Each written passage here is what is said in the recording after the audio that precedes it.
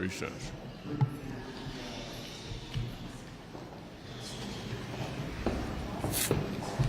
The jobs report that was released here just recently had the smallest increase since the end of 2020.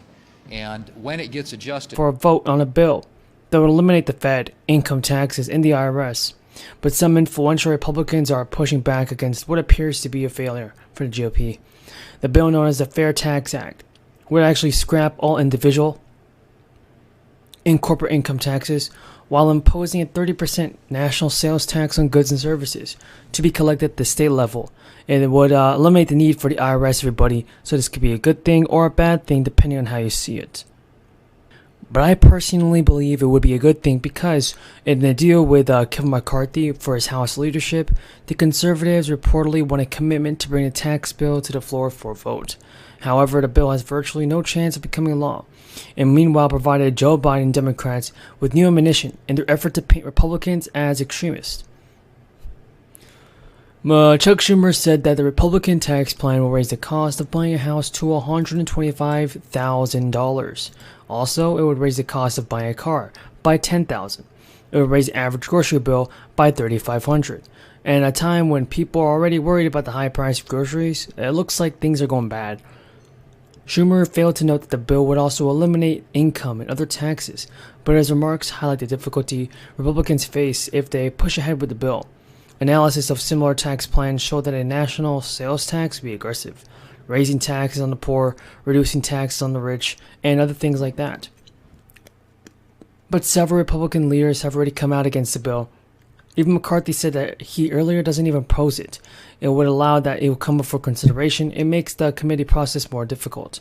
House Majority Leader Steve Scalise has also said he doesn't support the bill, preferring instead to make the tax cuts included in the tax law of 2017 permanent. And one representative, a relatively moderate Republican from Nebraska, told reporters that he is also opposed to the bill. More than a dozen states are continuing to send out checks to millions of people, hoping to provide some extra relief in cash to consumers, as inflation drives up prices on everyday items. Many states are able to send these checks because of excess revenue. Many of the payments are officially called tax rebate checks. Last fall, California began issuing the middle-class tax refund, one-time payments designed to ease the bite of inflation. And as of January, more than 16 million direct deposits and debit cards were issued. But as many as 1 million people, eligible residents, have yet to receive the check, which can be as much as $1,000. And now, California taxpayers filed individually and make less than $250,000 are eligible. As were the couples who filed jointly and make $500,000 or less, because according to the Franchise Tax Board, that works out to be about 25 million people. The IRA is also ushering a pair of tax benefits for Americans, also new filing this season. The expiration of a homeowner deduction, potential double taxation for some remote workers, and the deadline for federal returns is here. One intended change that would have likely led to confusion was dumped late last year before it took effect. Taxpayers should avoid feeling overwhelmed by the changes by focusing on only those that affect their returns and have the rest of the tax pros. The last 2 years included temporary changes to the tax code as a response to the crisis and economic havoc in 2022 tax year. That despite their profound love for our country and their respect for American workers and their understanding of the needs of the U.S. military and the healthcare industry, despite all of that, in order to make more profits, they are prepared. Prices are actually happening. The obscures underlying trends and a measure of core inflation excludes fuel, and food fuel is showing surprising staying power as a range of purchases from dental, car to insurance continue to climb at a high price. The Fed officials have marked up their forecast of how high hardcore inflation will be at the end of 2023, and they say it's now 3.9%. While the steepest price increases appear to be over for consumers, a relief for many, development from Joe Biden has celebrated this. Between the subtle signs that inflation could stick around, people are saying that people could be getting stimulus checks. The Fed's officials are not comfortable with this yet, but they may be trying to tame the price increases again, because officials have predicted last week that they would see a raise interest rates of 5.6% this year. Reduce liquidity in the commercial real estate loan market. We're very focused on the commercial real estate situation, you're right, of course, that a good portion of the commercial real estate loans are held in smaller banks. And supervisors are very much engaged with those banks, and it's particularly banks that have a high concentration. That's what we look for among the smaller banks, and there are some of those, but there's a playbook for working your way, working your way out of these loans, and it's particularly in the office sector where work from home is still a pretty material factor in some areas, as you know. Thank you.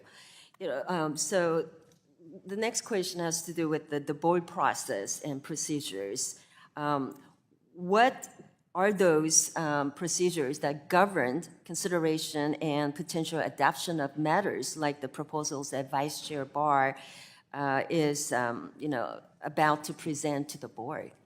So on regulation, as opposed to supervision, on regulation, the Board of Governors votes on regulatory proposals, and it's a majority vote. We now have 6 voters, so when there is a proposal, it will be briefed carefully, and then we will have we'll have a meeting, or it can be done actually virtually, and probably will be that way, as most of our meetings are, and then we have a vote. That's In 2021, that's for people 6 to 17 years old, and half of their credit was given in advance, plus in monthly payments to the families to help others throughout the year, and the other half was given as part of a household's tax refund. The household with pretty much no or low income was able to receive it for the first time, and though it can take years for the policy to have the tangible effects, the impact of the credit was pretty much very noticeable very fast. And so I believe it's pretty much right for Joe Biden to send out another one. Don't you guys agree? Parents reported using the advance payments for household essentials like groceries, clothing, schools, and utilities. And despite worries from conservatives, researchers found no evidence that the policy discouraged people from going back to work. Instead, it probably motivated people to get back to work. The Center on Budget and Policy Priorities, everybody, said the success of the 2021 expansion showed us that child poverty rates are a policy choice, not inevitable. And Congress failed to renew the expansion in 2021, reverting the credit back to its former, less generous iteration. It's one of the reasons that families could see smaller tax refunds this year when they file their returns, because some tax credits have already implemented their own version of a child tax credit last year to make up for the difference. Still, without this expansion, everybody, millions of people fell back into poverty at the beginning of last year. It made many people broke, and it hurt so many households. But folks, here's a solution to this. One of the biggest sticking points is whether or not the expanded child tax credit has a work requirement attached to it. Because if it does, that could be beneficial to the ones that need it the most, and the ones that need stimulus fast. Opponents believe there should be some sort of work requirement, but everybody, here's what I'm saying about this.